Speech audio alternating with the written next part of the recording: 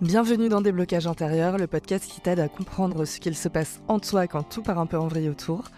Moi c'est Louise, je suis passionnée de psychologie et de relations humaines et ici on met des mots simples, vrais et vivants sur ce qu'on vit tous, mais qu'on ne dit pas toujours. Hello à toi, j'espère que tu vas bien. Alors aujourd'hui on continue la mini-série des racines de mes mécanismes et si t'as pas encore écouté les épisodes précédents, pas de panique, celui-là se tient tout seul, peut s'écouter tout seul.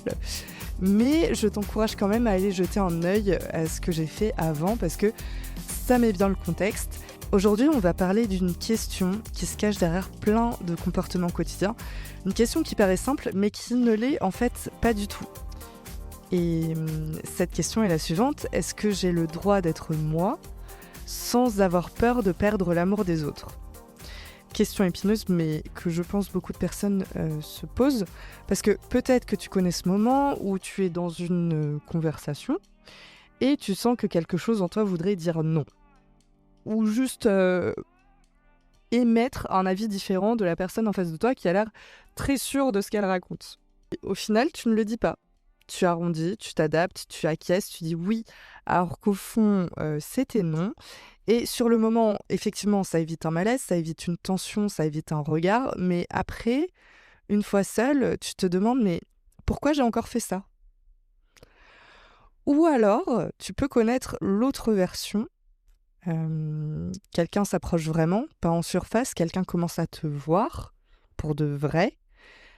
Et là, tu vas avoir quelque chose en toi qui recule. Tu vas devenir plus flou, plus distant, moins accessible. Non pas parce que tu ne veux pas le lien, souvent c'est même l'inverse, tu en veux du lien. Tu veux être vu, tu veux être aimé, mais tu veux pas être vu de trop près. Et ça va te déclencher une alarme. Alors parfois tu t'effaces et parfois tu fuis. C'est deux stratégies différentes, mais souvent la même peur derrière, la peur que le lien ne survive pas si tu es vraiment toi-même. Et si cette peur te parle, si tu te reconnais un peu dans ces moments-là, cet épisode est totalement pour toi. Parce qu'aujourd'hui, on ne va pas faire un exposé sur les bébés, on va essayer de répondre à une vraie question d'adulte. D'où vient cette peur et surtout, comment on fait pour commencer à la poser un petit peu sur le côté. Et pour faire ça, je te propose de remonter dans le temps, pas dans tes souvenirs parce que tu ne t'en rappelles pas, encore plus tôt que ça, à un moment où tu n'avais pas encore les mots, pas encore les souvenirs, mais là où ton système nerveux, lui, apprenait déjà. Cette période, c'est entre 6 mois et 18 mois, une période dont effectivement tu n'as aucun souvenir conscient et qui a pourtant posé les bases de ta manière d'être en lien aujourd'hui. En gros, pour t'expliquer, avant 6 mois, un bébé ne sait pas vraiment qu'il est séparé de sa mère. Et ce n'est pas une métaphore, c'est vraiment sa réalité psychique. Il y a lui, le monde, la personne qui s'occupe de lui. Et tout ça fait partie d'une sorte d'ensemble flou. Donc la mère n'est pas encore une personne séparée, elle est juste le monde. Et puis quelque chose commence à bouger, très doucement, presque invisiblement, mais avec des conséquences énormes. Une psychanalyste qui s'appelait Margaret Mahler a passé des années à observer ce moment-là. En gros, elle regardait des bébés, leurs mouvements, leurs regards, leurs allers-retours vers les parents, et elle a mis un mot sur ce qui se joue ici, elle a appelé ça la séparation-individualisation. Un mot compliqué pour une expérience très très humaine. En gros, c'est le moment où l'enfant commence à comprendre qu'il est une personne distincte de ses parents, pas une extension de sa mère, quelqu'un vraiment à part. Et cette psychologue dit quelque chose qui m'a frappée quand je l'ai découvert, c'est que la naissance psychique et la naissance psychologique sont deux événements séparés. En gros, donc on vient au monde biologiquement d'un coup, en quelques heures. Cependant, on vient au monde psychologiquement sur des mois, progressivement, à travers la relation. Et c'est là que tout se joue, pas dans le fait de s'éloigner, mais dans ce qui se passe autour de cet éloignement. Est-ce que quelqu'un reste stable ? Est-ce que la base est encore là quand on revient ? Est-ce que le lien tient quand on prend un peu de distance ? Parce que si, à ce moment-là, s'éloigner était accueilli avec sécurité, avec un regard qui disait sans mots: «Tu peux partir et tu peux revenir», alors l'enfant apprend quelque chose de très puissant: être soi, ce n'est pas dangereux. Le lien peut survivre à la distance. Mais au contraire, si s'éloigner provoque de l'incertitude, de la tension, parfois une culpabilisation silencieuse, alors l'enfant apprend autre chose, quelque chose de beaucoup plus lourd à porter, c'est que s'éloigner peut faire perdre l'amour. Être soi peut mettre le lien en danger. Et ça, le truc, c'est que ça ne disparaît pas avec l'âge. Donc ça devient une règle intérieure, une règle qu'on ne voit pas, mais qu'on applique sans s'en rendre compte. Et toi là, si tu as un tout petit être humain à la maison, cet aparté est pour toi. Alors, première chose à savoir, vers 7-8 mois, ton bébé va probablement se mettre à pleurer face au visage inconnu. Il refuse d'aller dans les bras de la grand-mère qu'il n'a pas vue depuis 2 mois. La grand-mère est dévastée. Toi, t'es tout gêné ou toute gênée. Tout le monde se regarde et il y a un gros moment de silence. Mais alors, arrêtons-nous tout de suite. Ça, c'est une excellente nouvelle. Ça s'appelle l'angoisse de l'étranger. Et en gros, c'est un signe de très bonne santé développementale. Ça prouve que ton enfant a une forme... en gros, il a formé un attachement spécifique à toi. Donc, il te distingue de tout le monde. Il est en train de construire la différence entre familier et étranger, entre moi et pas moi. C'est le début de son identité. Donc, la prochaine fois que sa grand-mère pète un plomb parce qu'il ne le reconnaît pas, tu pourras lui expliquer ça avec toute la diplomatie dont tu es capable. Voilà. Et ensuite, vers 10-16 mois, il va commencer à marcher et tout. Et là, il va faire un truc magnifique et épuisant à la fois. Il va partir explorer. Et puis revenir se coller à toi en 2 secondes parce que non, faut pas abuser. Donc il va repartir, revenir, repartir encore, peut-être des dizaines de fois par jour. Malheur appelle ça la danse de l'autonomie. Et je trouve ça cool comme nom, parce que chaque aller-retour, c'est lui qui teste. Est-ce que mon parent est encore là? Est-ce que la base tient? Est-ce que le monde est explorable parce que l'adulte ne bouge pas? Et du coup, le rôle de l'adulte à ce moment-là, c'est simple à dire et pas toujours simple à faire. C'est être disponible sans être envahissant. Tu vas me dire, mais Louise, je te déteste. Comment je fais ça? En gros, bon, moi, je suis pas maman. J'avoue que je lis juste ça dans mes bouquins, mais ce que ça dit, c'est que t'as pas besoin de le suivre partout. Tu dois juste être là et lui sourire quand il revient. Ce sourire, il construit quelque chose que tu ne vois pas, mais qui sera encore là dans 20 ans. Passons maintenant à une question qui cogne un peu, parce qu'avant de continuer, j'ai envie de faire une petite pause. Effectivement, tout ce qu'on vient de voir, la danse de l'autonomie, la base de sécurité, les allers-retours de l'enfant à l'adulte, ça parle du bébé. Mais figure-toi que ça parle aussi de toi, maintenant, adulte. J'ai une petite question à te poser. Est-ce que tu veux que les gens qui t'entourent t'aiment pour ce que tu leur apportes ou pour ce que tu es? Prends un moment avec cette question parce qu'elle est moins simple qu'elle en a l'air.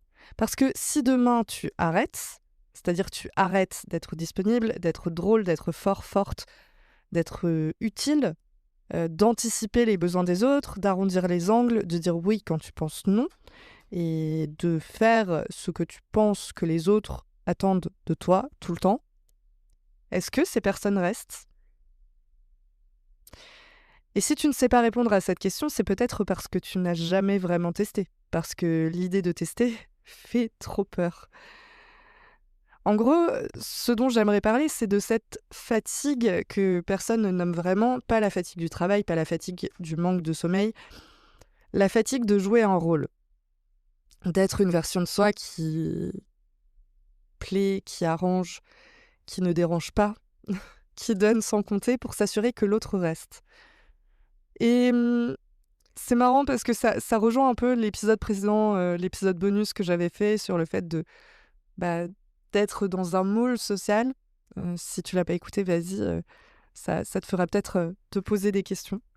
Peut-être pas, je donne pas de réponse, mais je fais en sorte que les gens se posent des questions. Bon, je sais pas si ça aide ou pas, mais dans le doute, voilà. Et le truc, c'est qu'avec ce comportement, un jour, tu te réveilles épuisé pas par la vie, mais par la performance que tu donnes dans ta vie. Parce que voilà, ce qui est pervers dans cette histoire, c'est que plus tu t'adaptes pour être aimé, moins tu peux croire que tu l'es vraiment. Parce que c'est le masque qu'on aime, pas toi. Et ça, c'est peut-être la solitude la plus silencieuse qui soit, être entouré de gens qui t'apprécient et ne jamais savoir si c'est toi qui le vois.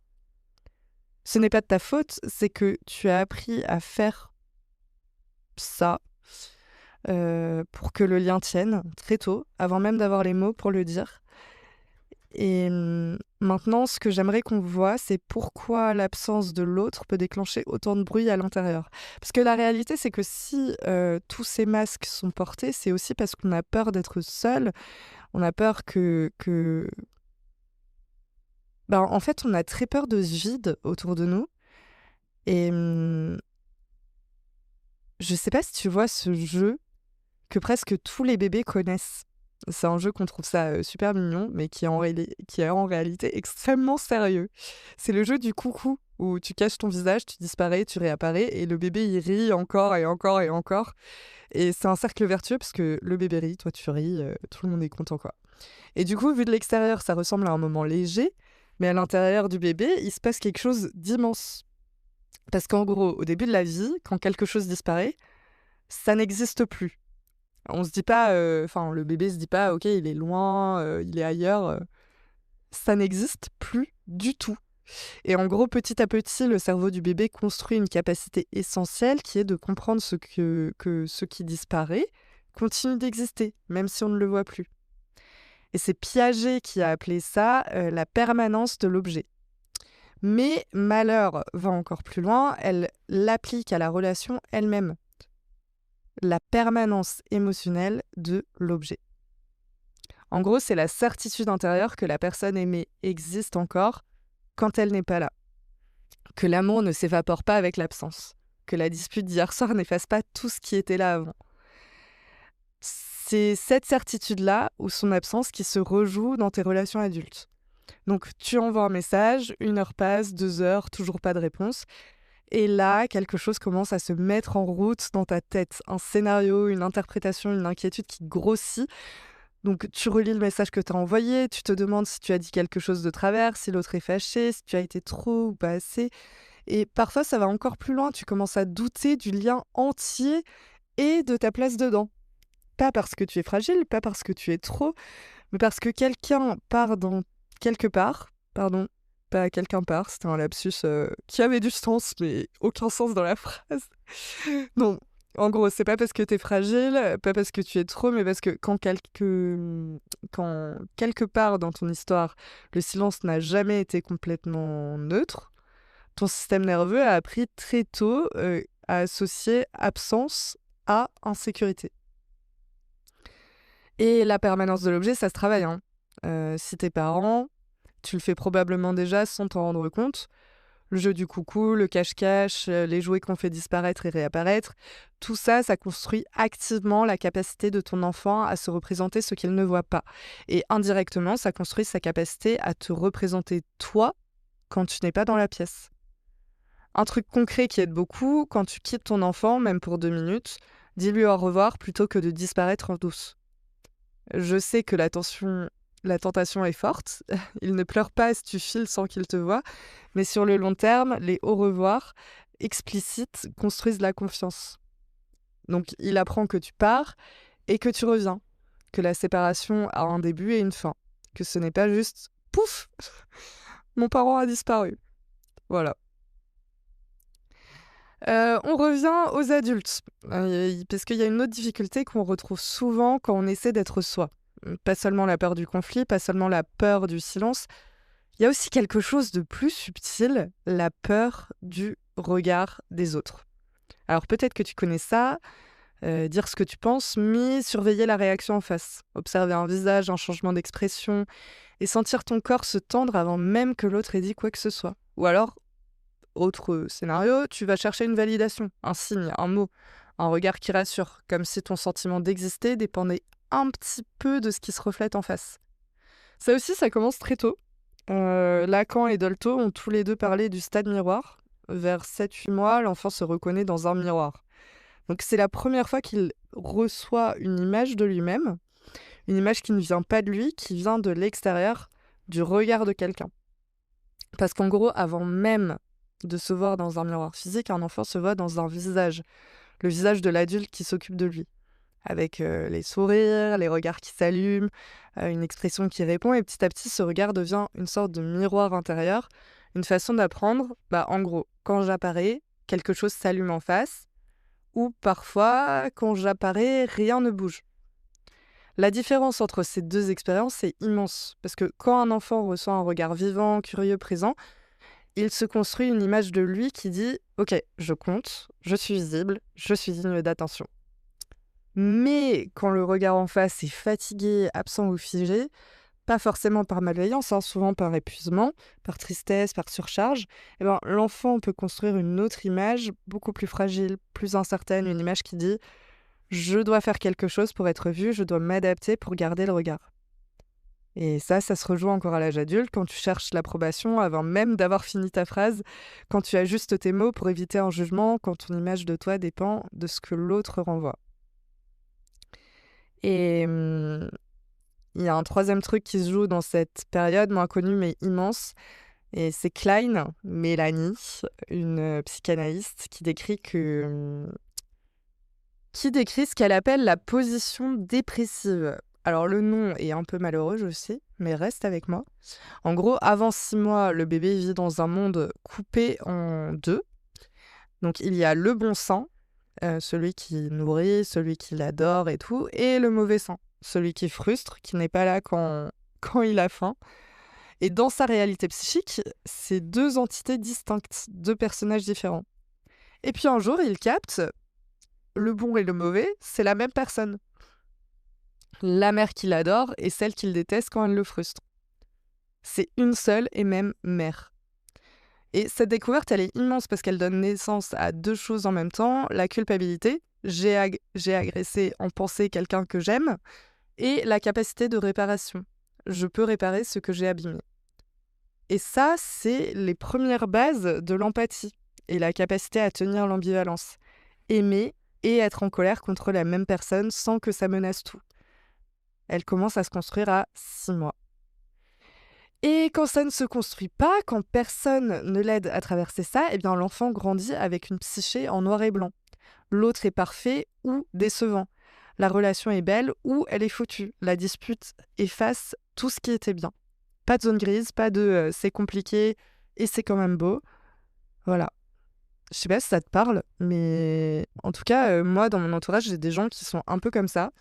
Et ça me fait me poser des questions sur ce qui s'est passé quand ils étaient enfants. En tout cas, ce qu'il faut te dire, c'est que si le parent principal ne pouvait pas tolérer que l'enfant s'éloigne, parce qu'il avait lui-même des angoisses d'abandon, parce qu'il avait besoin de l'enfant pour se sentir complet, faut savoir que l'individuation est entravée. En gros, l'enfant qui part explorer ramène de l'inquiétude, de la détresse, parfois une culpabilisation silencieuse. Il apprend alors quelque chose de très précis sans jamais l'entendre formuler. S'autonomiser, c'est perdre l'amour. Être soi, ça coûte quelque chose dans la relation. Et à l'inverse, si le parent était émotionnellement absent ou imprévisible, l'enfant ne peut pas faire la danse. Il reste collé ou il part sans jamais regarder en arrière parce qu'il a appris très tôt que regarder en arrière ne sert à rien. Deux façons différentes de ne pas pouvoir explorer librement, deux façons différentes de porter l'insécurité. Et si le miroir reçu était distordu, un parent épuisé, déprimé, traversé par sa propre douleur, l'adulte que tu es devenu va passer beaucoup d'énergie à chercher dans les yeux des autres ce qu'il n'a pas trouvé dans ce premier miroir. Tu le trouves, il tient en 2 jours et tu recommences à chercher. Parce qu'une validation externe ne remplacera jamais ce premier manque. Elle soulage, elle ne comble pas. En tout cas, revenons à toi. Parce que ce logiciel installé entre 6 et 18 mois, certes, il tourne encore aujourd'hui, dans tes relations, tes silences, tes hésitations, dans ta façon de dire oui quand tu penses non, dans ta façon de reculer quand quelqu'un s'approche. Et la première chose que j'ai envie de te dire, c'est ça. arrête de t'en vouloir. Vraiment. Parce que ces stratégies que tu as mises en place, s'effacer, fuir, chercher la validation, éviter le conflit, ce ne sont pas des défauts de caractère. Ce sont des réponses intelligentes à un contexte précis. Donc, ces solutions ont fonctionné. Elles t'ont protégé de quelque chose de réel. Le problème, c'est qu'elles continuent de tourner même quand le contexte a complètement changé. Un peu comme une alarme incendie qui se déclenche chaque fois que tu brûles des toasts. Donc, ce n'est pas toi qui es cassé, c'est le détecteur qui est trop sensible. Et il y a un épisode que j'ai sorti il y a quelques temps, un épisode... en fait, non, pas il y a quelques temps, je dis n'importe quoi. Je pensais aux épisodes sur les liens de l'attachement, donc c'était il y a quelques temps, mais je pense que l'épisode bonus, un peu différent, un peu plus libre, où je parlais de cette boîte qu'on se construit, ces rôles qu'on apprend à jouer, ce masque social qu'on finit par ne plus savoir enlever, et cette question, est-ce qu'on a le droit d'être soi? Et dans cet épisode, ce que j'aurais pu ajouter, et ce que je peux dire maintenant d'ailleurs, je vais le dire maintenant, c'est que cette boîte, elle a une histoire. En gros, elle s'est construite à 6 mois, à 12 mois, à 18 mois, dans des regards, des présences, des absences. Et cette boîte te protégeait, elle avait un sens. Comprendre ça, effectivement, ça ne change pas ton enfance, mais ça change quelque chose que je trouve essentiel. Ça transforme la honte en compréhension. Ça transforme le «je suis comme ça», fermé, verdict final, à «OK, j'ai appris à être comme ça». Et là, on ouvre la porte et on s'ouvre un petit peu au changement. Parce que ce qui s'apprend, en fait, peut lentement s'enseigner autrement. Ce n'est pas une fin en soi. Alors, concrètement, qu'est-ce qu'on fait? Première chose, on nomme, on arrête de se battre contre soi. Quand tu paniques parce que l'autre ne répond pas depuis 3 heures, te dire c'est ridicule, arrête, ne sert à rien. Ça ajoute de la honte à l'alarme. En gros, ce qui aide, c'est vraiment de nommer ce qui se passe. Là, se dire là, mon système nerveux interprète un silence comme un danger, ce n'est pas forcément ce qui se passe vraiment. Et en gros, tu peux te dire ouais, non, mais c'est ridicule, je vais pas me parler à moi-même comme ça et tout. Mais sache que nommer, c'est créer un tout petit espace entre le déclencheur et la réaction. Et cet espace-là, c'est déjà de la liberté. Deuxième chose, on cherche des expériences correctrices. On ne peut pas réparer l'enfance, elle est passée. Mais on peut s'offrir aujourd'hui des relations où on fait l'expérience encore et encore d'être soi-même. Et que l'autre reste. Tu peux t'éloigner et que la base est encore là. Tu peux décevoir quelqu'un et ça ne détruit pas tout. En gros, le cerveau apprend par l'expérience répétée. Ça, je le répète. Enfin, si tu as écouté mes épisodes présents, tu vas dire « Ouais, c'est bon, je commence à capter. » Mais vu que je répète, c'est aussi pour faire rentrer ça dans ton petit cerveau. Donc, pas par conviction intellectuelle. Alors, c'est lent. C'est des centaines de petites expériences accumulées. Mais la répétition, ça fonctionne. Troisième chose, et c'est peut-être la plus importante, tu n'as pas à faire ça seul. Parce que ce que tu rejoues dans tes relations, ça peut se travailler avec quelqu'un. Un thérapeute, c'est entre autres ça. Un espace où tu peux refaire la danse, explorer, revenir avec quelqu'un qui tient la base, qui reste, qui répare quand il rate, qui te montre par l'expérience qu'être toi ne fait pas fuir l'autre. Parce que la réponse que tu as reçue à 8 mois n'est pas la seule réponse possible, c'était la première et ce n'est pas la dernière. Et si tu veux aller plus loin sur tout ce qui est lié au style d'attachement et comment il se joue dans tes relations adultes, sache que j'ai fait une série entière là-dessus. Les liens sont dans la description. Et l'épisode bonus dont je te parlais, il est sorti la semaine dernière, donc c'est l'épisode vraiment juste avant celui-ci, si tu veux l'écouter dans la foulée. Voilà, c'est la fin de cet épisode. Merci d'être là, vraiment. Ces sujets ne sont pas toujours faciles à entendre. Et le fait que tu sois là, que tu te poses ces questions, c'est déjà quelque chose. Donc merci, vraiment. Et petite info pratique, à partir de maintenant, je passe un rythme toutes les 2 semaines, parce que l'emploi du temps est chargé. Le printemps arrive, j'ai plein de beaux week-ends de prévus, et honnêtement, je préfère largement prendre le temps de faire quelque chose qui a vraiment de la valeur, plutôt que de sortir un épisode par semaine à la va-vite. la qualité, c'est non négociable pour moi. Et dans le prochain épisode, on va parler de quelque chose que beaucoup d'entre nous font sans vraiment s'en rendre compte. Avoir besoin de tout contrôler. D'où ça vient, pourquoi c'est épuisant, et ce que ça dit de nous. Ça va être trop bien. Voilà.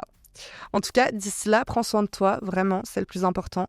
J'espère que cet épisode t'a plu. Des bisous, je t'embrasse et à bientôt.